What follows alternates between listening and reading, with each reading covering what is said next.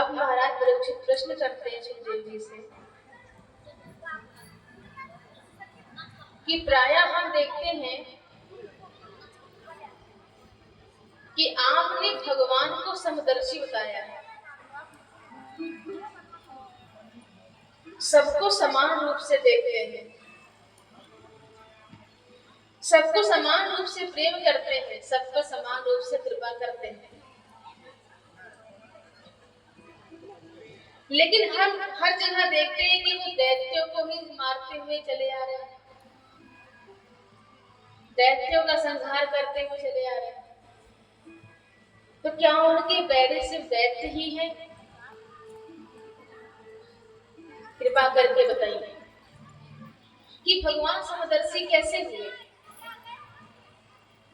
सुखदेव जी ने प्रसन्न होकर कहा कि यही प्रश्न तुम्हारे दादा धर्मराज युधिष्ठिर जी ने नारद जी से किया था। जब पांडव राजसूय यज्ञ कर रहे थे तो प्रथम पूजा के नाम पर भगवान श्री कृष्ण का नाम लिया गया और शिशुपाल को बड़ा क्रोध आया। भगवान ने कहा था कि 100 गलती माफ करूंगा लेकिन 101 होगा तो नहीं छोड़ूंगा।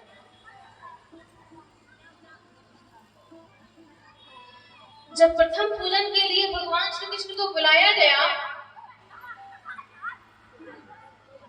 तो शिशुपाल वहां सभा में आकर खूब गालियां देना प्रारंभ हो गया भगवान को।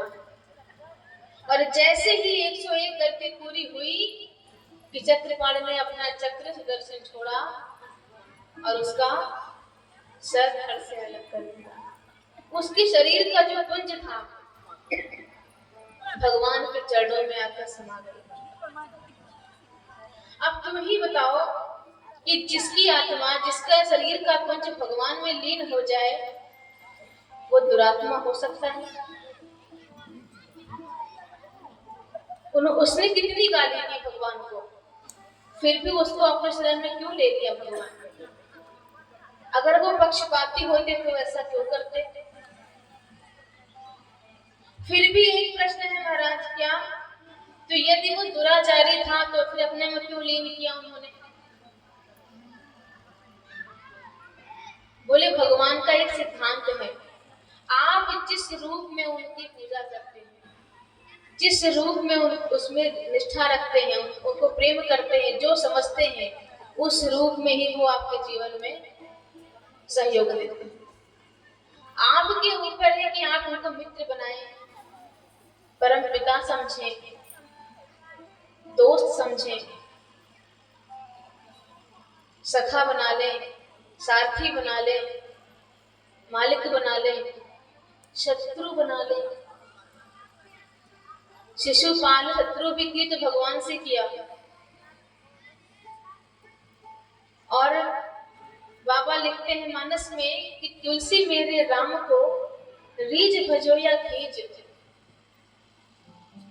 भौम पड़ा जामे सभी उल्टा सीधा बीज। कि भूमि में बीज चाहे उल्टा गिरे सीधा गिरे, फसल सब में आती, फल हर जगह से मिलता है। ऐसे ही आपके भाव पर निर्भर करता है कि आप कैसा भाव रखते हैं भगवान के प्रति।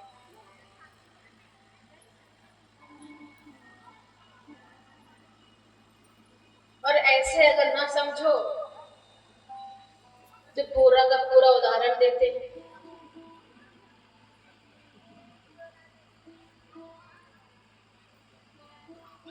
सुखदेव जी कहते हैं कि जिस समय भगवान ने हिरण्याक्ष का वध किया वराह अवतार लेकर, उस समय उसका भाई हिरण्यकश्यप भगवान से पक्का दुश्मनी कर बैठा।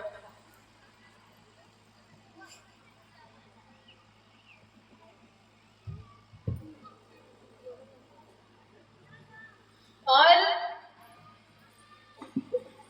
इसने मंदराचल पर्वत पर जाकर इतनी कठोर तपस्या करी कि ब्रह्मा जी प्रसन्न हो गए, प्रकट हो गए। कहा ठीक है वरदान मांगो। अब इसने कहा ऐसा है कि मैं अमर हो जाऊंगा। ब्रह्मा जी ने कहा अमर तो हमें ही नहीं हो पाए, तुम्हें कहां से बनाते, कुछ और मांगो। अब तो इसने इतने वरदान मांग डाले, न दिन में मरूं, न रात में मरूं, न घर के बाहर मरूं, न घर के अंदर बनूं, न अस्त्र से मरूं, न शस्त्र से मरूं, आपकी बनाई गई किसी भी चीज से न मरूं, न जीव मार पाए मानव, न कोई जानवर मार पाए। ब्रह्मा जी ने कहा कितने वरदान मांगोगे, इतने वरदान तो कभी किसी ने नहीं मांगे, लेकिन तुम्हारी तरह तपस्या भी किसी ने नहीं की है, इसलिए मैं ये वरदान दे सकता हूँ। वरदान दे करके चले गए। अब इसको पता चल गया कि जब ब्रह्मा जी के बनाए गए किसी भी चीज से नहीं मरना है, मतलब हम अमर ही हो गए। अब इसलिए जो आतंक फैलाना शुरू किया, देवताओं को परेशान करना शुरू किया, सारी प्रजा को परेशान करना शुरू किया, सारे देवी देवताओं को दास बना लिया। देवताओं ने गुहार लगाई भगवान श्री विष्णु से कि अब हमसे सहा नहीं जा रहा है, भगवान हमारा कल्याण करो, इस आतताई को कब मारोगे, कब छुट्टी मिलेगी हमें इससे। भगवान ने कहा डरो मत, परेशान मत हो, समय की प्रतीक्षा करो। हिरण्यकश्यप के 4 पुत्र थे, राग, अनुराग, सहराग और प्रहलाद। सबसे छोटे पुत्र का नाम प्रहलाद। बचपन से ही कृष्ण नामक ग्रह ने इनको ग्रस लिया था। ये 10वां ग्रह है कृष्ण ग्रह। बाकी 9 ग्रह जब टेढ़े होते हैं तो आप लोग यहाँ वहां जाते हैं महाराजों के पास, ठीक भी हो जाता है, पहन लेते हैं अंगूठी तो। लेकिन जो कृष्ण के नाम का ग्रह होता है, जब ये चिपकता है तो कोई छुड़ा नहीं पाता है, और सब पे चढ़ता भी नहीं है। सूरदास काली कामर पे चढ़े न दूजो रंग। काले कपड़े पर कभी कोई रंग नहीं चढ़ता है, तो जिसका हृदय काला होता है उसमें भगवान की भक्ति नहीं बसती है। और परम शांत, परम भागवत प्रहलाद जी बचपन से ही कृष्ण प्रेमी भक्त थे।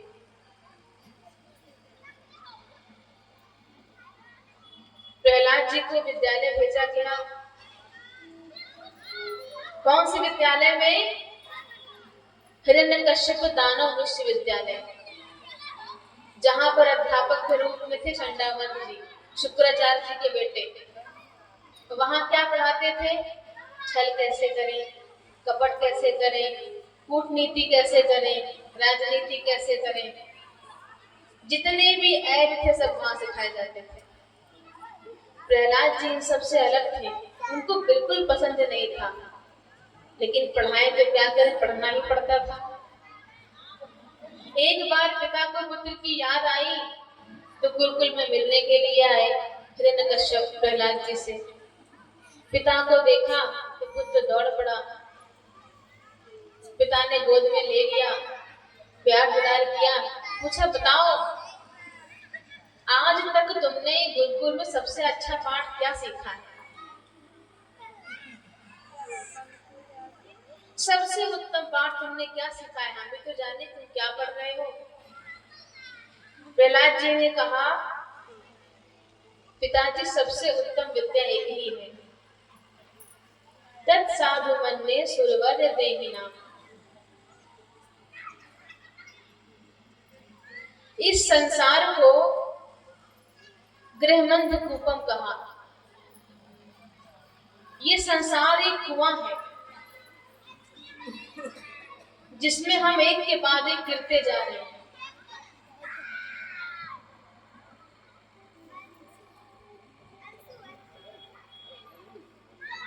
और जो गिर रहा है वो दूसरे को बता भी नहीं रहा है, बल्कि टांग पकड़ के और खींच रहा है कि हम गिरे तो तुम भी गिरो।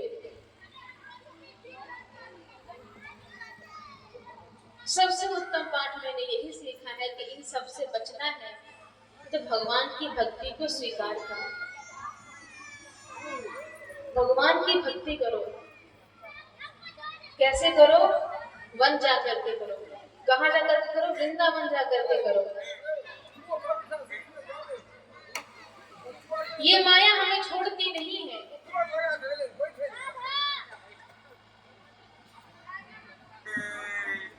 दो दिन का जीवन मिला है, इसमें भी हम सब संसार में ही जीवन बिता देंगे तो कृष्ण की भक्ति कब करेंगे?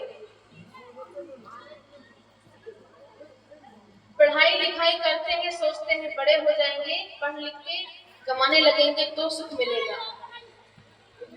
फिर लोग कहते हैं अभी तो दुखी है तो विवाह कर लो। जो विवाह करते हैं उन्हें पता है कि हमारा क्या हाल है, फिर भी कहते हैं विवाह कर लो। मतलब हम अगर गिरे तुम भी गिर जाओ। हम रो रहे तो आप सुखी कैसे रह सकते हैं भाई? आपने भी रोना है। तो सब एक दूसरे को गिराने में लगे हुए हैं। लेकिन जो विवाह करता है, जो परिवार में बसता है, वही जानता है कि क्या हाल होता है। ये जीवन है 2 दिन का,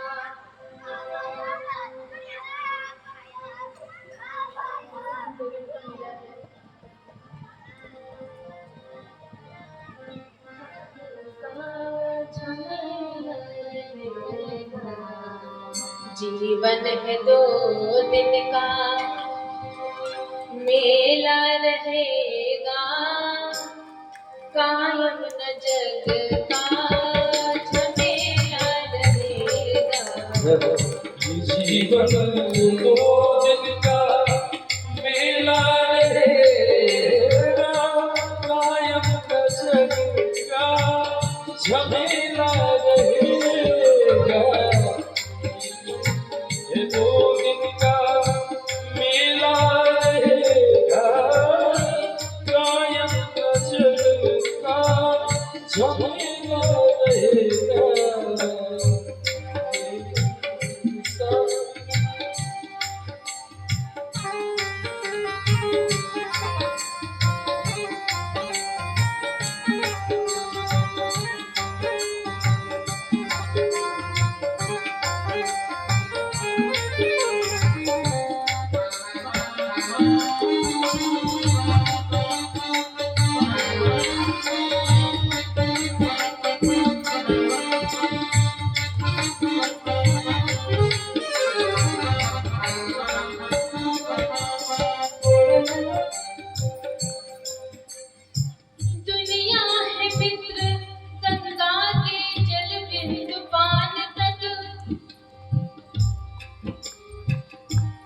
समझिएगा, इसीलिए रोक दिया गया।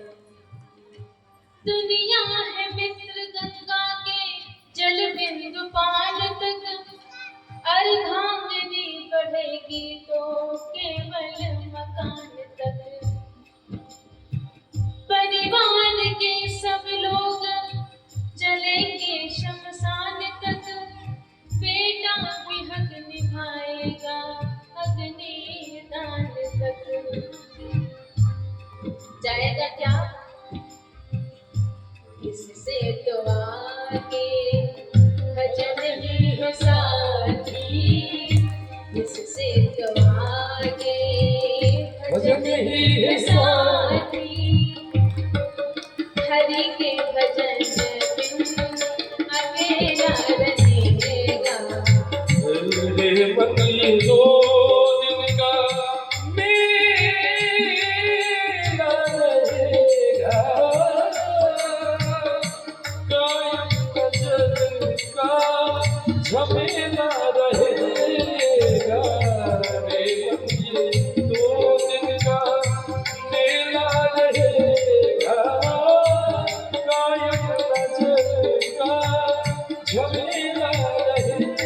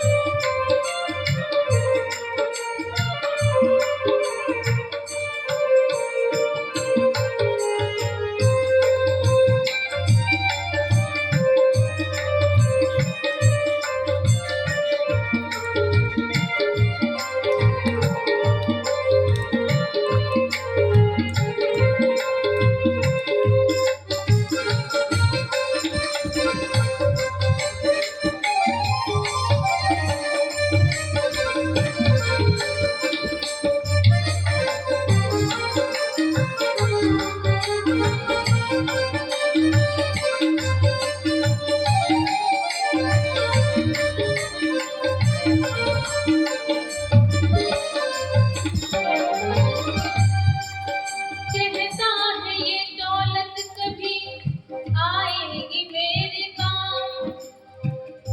पर ये तो बताइए धन हुआ किसका भला गुलाम। समझा गए उपदेश हरिश्चंद्र कृष्ण राम। दौलत तो नहीं रहती है, रहता है सिर्फ नाम।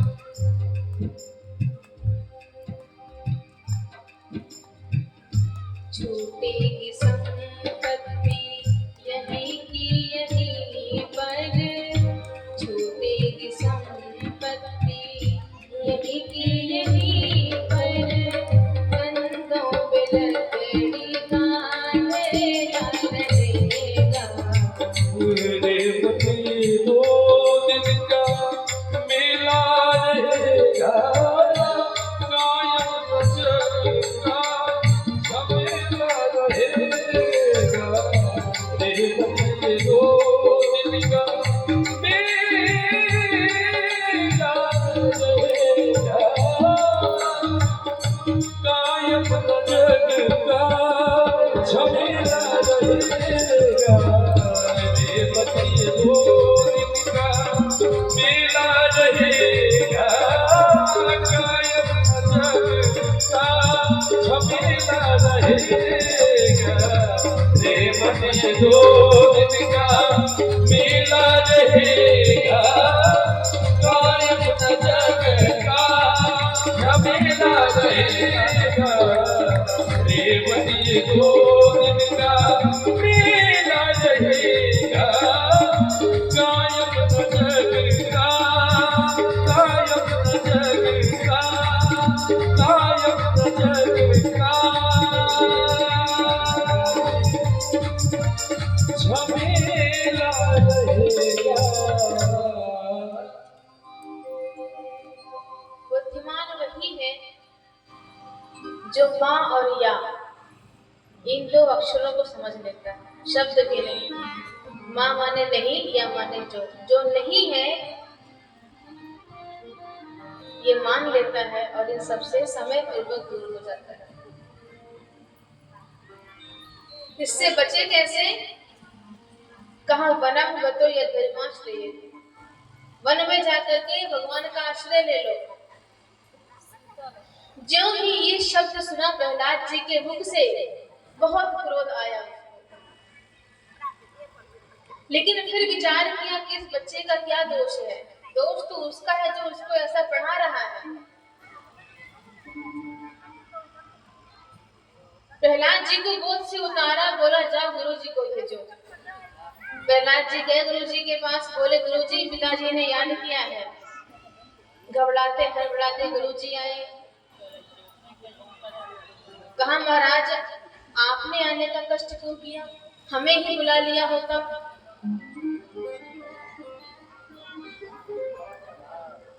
राजा ने कहा ये सब बात की बात है, पहले ये बताओ कि तुम मेरे बेटे को पढ़ा क्या रहे हो।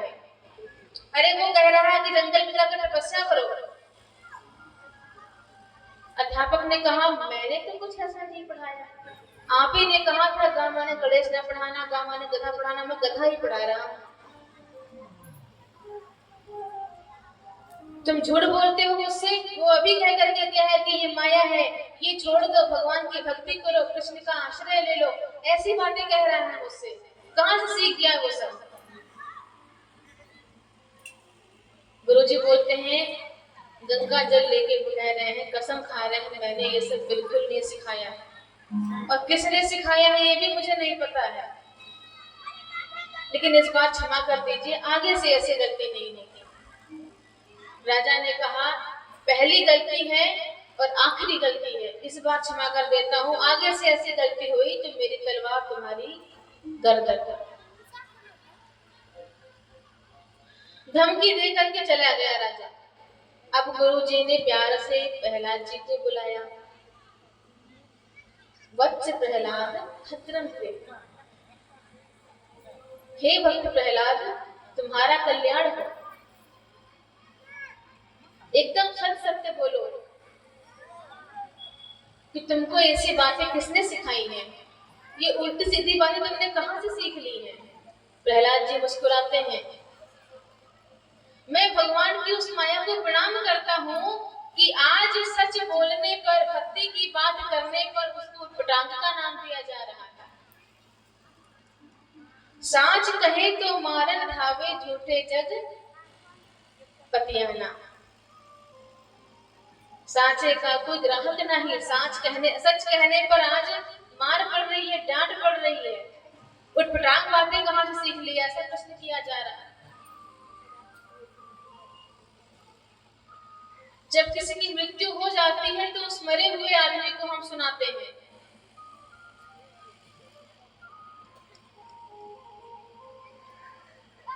राम नाम सत्य है। वो सुन सकता है मुर्दा? कंधे पे लिए जा रहे हैं, राम नाम सत्य है, राम नाम सत्य है बोले जा रहे हैं। बीच में अचानक से उठ के खड़ा हो गया मुर्दा, तो जो उसके लिए विलाप कर रहे थे वो सब शांत करते हैं, चलो जो जिंदा है अभी ऐसे मत बोलो। पता नहीं राम नाम सत्य है कि असत्य है, मना काहे कर रहे हैं? सत्य तो है, लेकिन मरने पे काहे सुनाते हैं? जिंदा रहते क्यों नहीं मान लेते कि राम नाम ही सत्य है, बाकी सब असत्य है? लेकिन शुभ कार्य कहीं हो रहा हो और अगर मुख से निकल जाए राम नाम सत्य है तो मुख पे हाथ कर देते हैं, ऐसे अशुभ बातें। अच्छा अशुभ उसमें क्या है? राम नाम सत्य नहीं है कि राम का नाम लेने लायक नहीं है सब? इसमें ज्ञान की जरूरत नहीं है, समझने वाला बात है ना कि राम नाम सत्य है, क्यों मना किया जाता है बोलने से?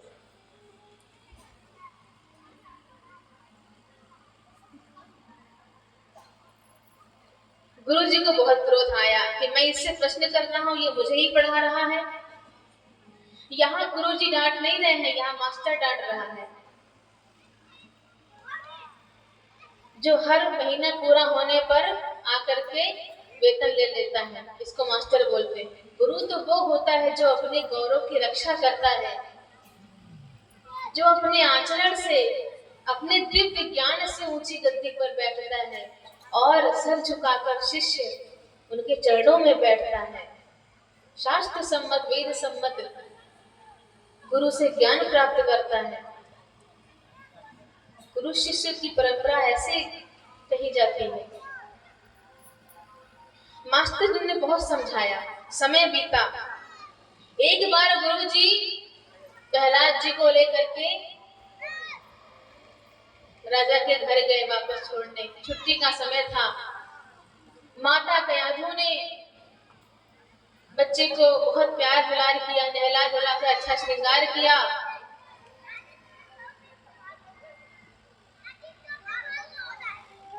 कहा जाता है जिसे प्रणाम करके आओ, मिल करके आओ।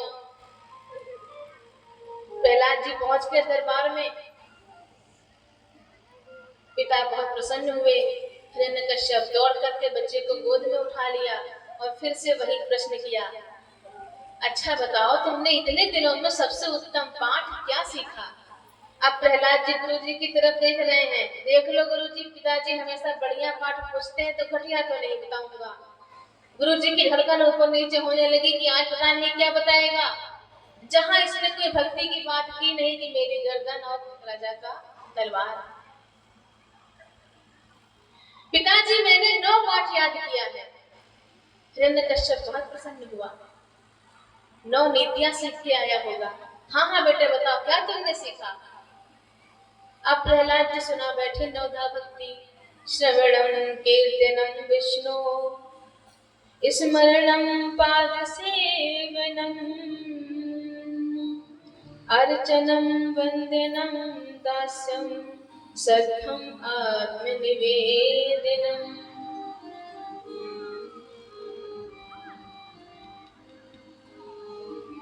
नवदा भक्ति का विस्तार से बताएंगे।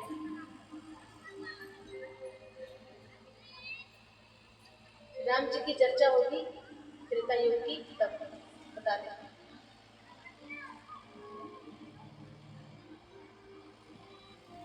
अब नवदा भक्ति सुन करके तो पागल सा हो गया।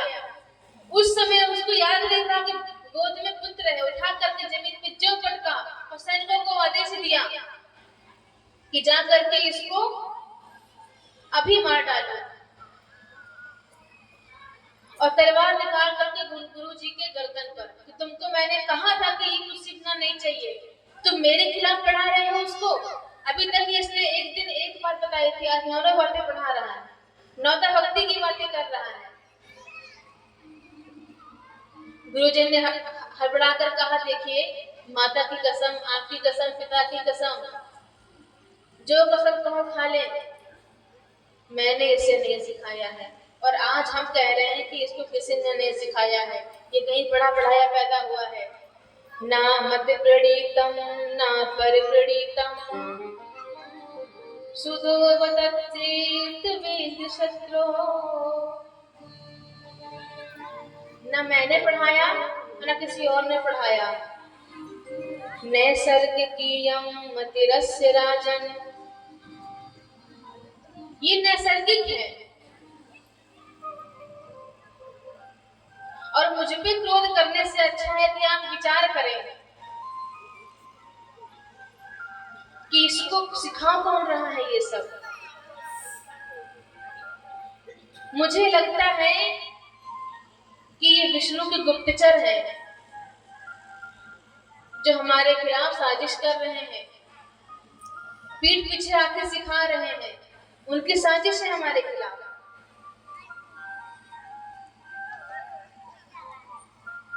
उन्होंने ही इसकी बुद्धि खराब की है।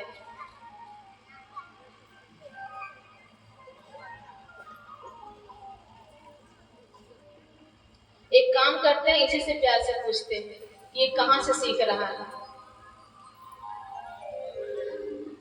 प्यार से पूछा, बेटी प्रहलाद तुमको ये सब बातें कौन सिखा रहा है? गुरुजी ने नहीं सिखाया, किसी और बच्चे ने नहीं सिखाया, मैं तो सिखा ही नहीं सकता। बड़े मीठे स्वर में प्रहलाद जी कहते हैं, सोई जानहि जेहि देहु जनाई, सोई जानहि जेहि देहु जनाई।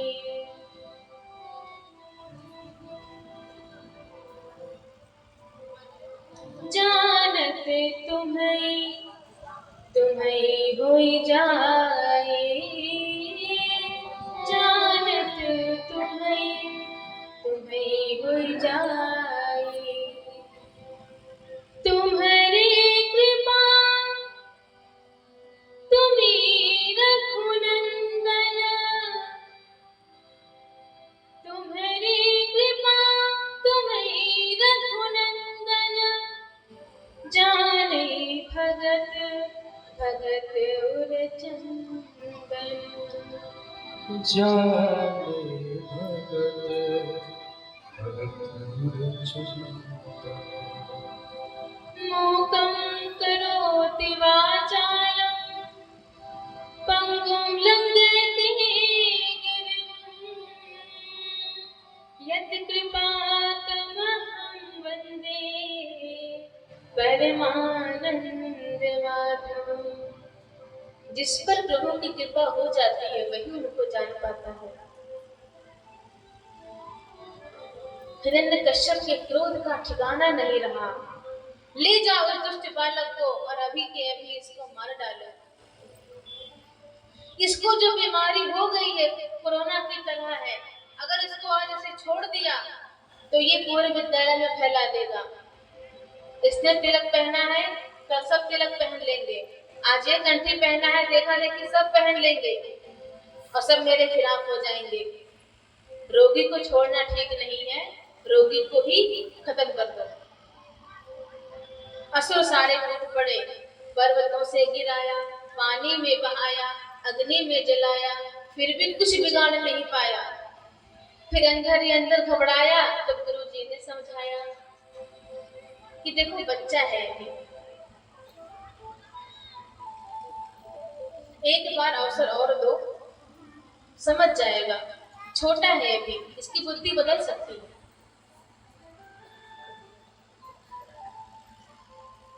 विद्यालय वापस लेकर के आ गए। एक बार दोपहर का समय था,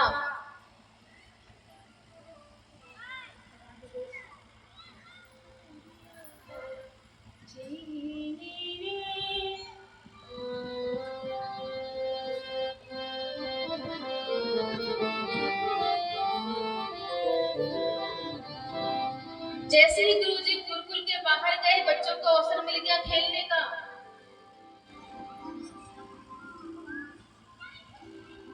प्रहलाद जी ने सभी बच्चों को इकट्ठा किया, बोले आज एक नया खेल सिखाते हैं। कौन सा खेल? बोले आंख मिचौने का खेल। ये तो बहुत पुराना खेल है। बोले तो हम नहीं जानते, जो हम आज सिखा रहे हैं वो देखो। आंख मिचौने में क्या होता है? एक छिपता है, दूसरा ढूंढता है, फिर वो छुपता है तो दूसरा ढूंढता है। प्रहलाद जी बोले जीवात्मा और परमात्मा तो मित्र हैं। इन दोनों ने आपस में तय किया कि हम आंख मिचौने का खेल खेलेंगे। पहले छुपेगा कौन?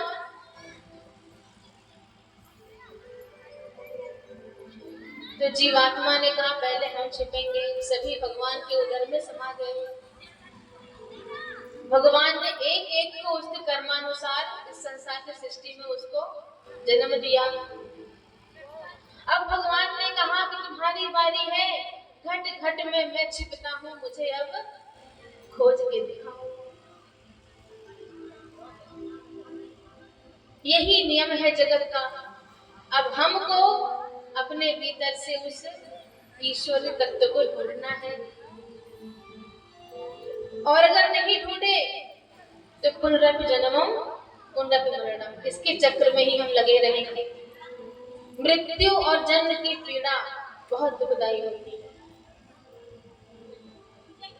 दूसरा कोई रास्ता नहीं है। इस शरीर के अलावा दूसरा कोई साधन नहीं है। बच्चे बोलते हैं तुम्हारी बातें बड़ी प्यारी है, लेकिन हमने सुना है कि भजन कीर्तन करने का काम तो बुढ़ियों का है। प्रहलाद जी ने कहा 100 वर्ष की उम्र लिखवा के लाए हो क्या? तुमको पता है कि तुम बूढ़े जरूर होगे।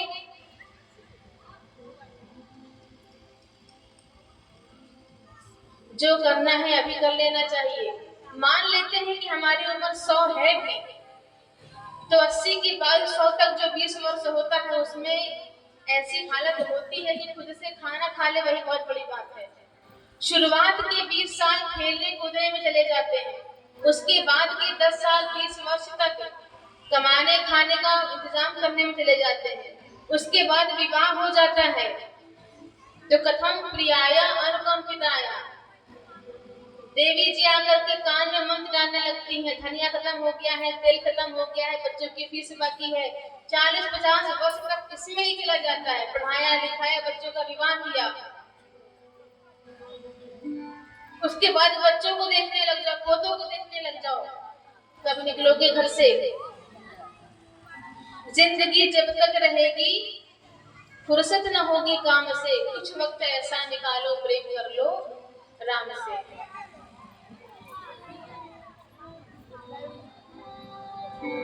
चजरिया कबीरा जब हम पैदा हुए, जब हंसे हम रोए,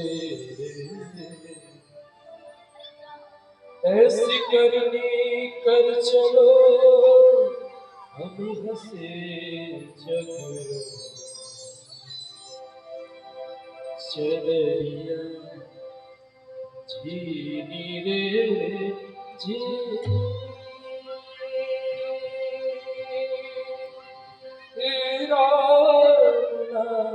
रस भी चलिया जीनी रे जीनी राम नाम रस जीनी चलिया जीनी रे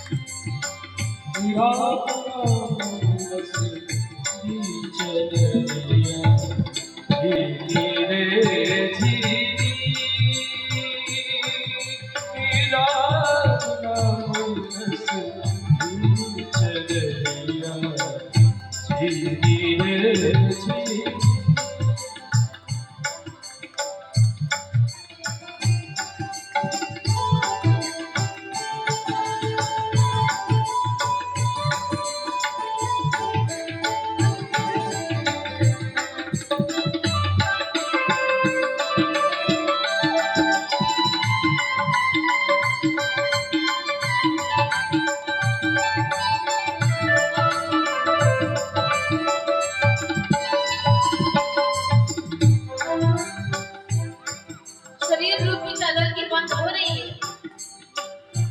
शरीर